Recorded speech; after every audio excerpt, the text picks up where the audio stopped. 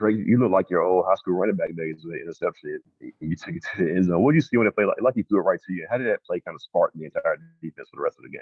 I mean, it was definitely a momentum thing. We needed to play on defense to get some points on the board. So it's definitely helpful and, help us gain some momentum.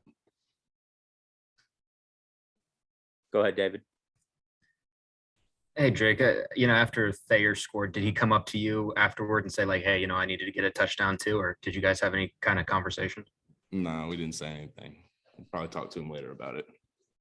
Do you feel like now you can say that you guys are the best brother tandem of all time in NC State now that you've, both scored on the same game? I don't know. I got to look at, I don't really know all the brothers necessarily. I know the Holt brothers were pretty good, so. Go ahead, Brett.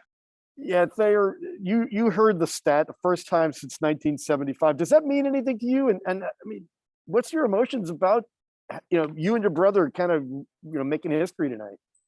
I mean, it's obviously really exciting anytime you, I guess not necessarily set a record, but make history, like you said. Just thinking about where me and my older brother have came from, all the way up, and this is a dream come true. And be able to make plays like that on a big stage is just a great feeling. Go ahead, Corey. Drake, you guys as a defense tonight finished with 14 tackles for loss, 5 sacks. I mean, how important was it for you guys to get into that backfield and try to rattle both of them, both of their players as far as the quarterback and running back in terms of trying to run the ball?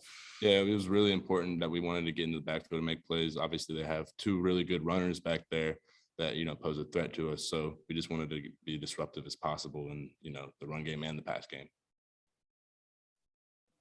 Go ahead, Jonas.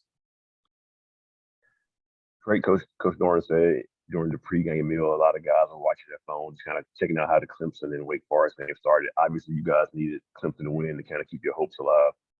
Once you saw the start of the game, how much it kind of put you guys and motivate you guys? Like, okay, Clemson's done their part. If we do our part, we're still in the fight. Honestly, I wasn't really keeping up with it. I know other guys were, but I don't take the same approach every game. Some guys were watching it, wanted to know what was happening, but I didn't really care because I just wanted to take, the same approach no matter what the circumstance was. All right, last question from Corey.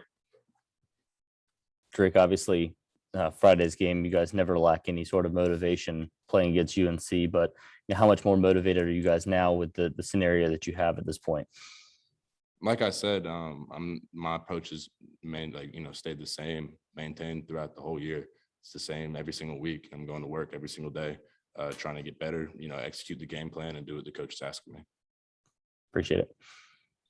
Thanks, Rick. Yep. Appreciate you guys. All right.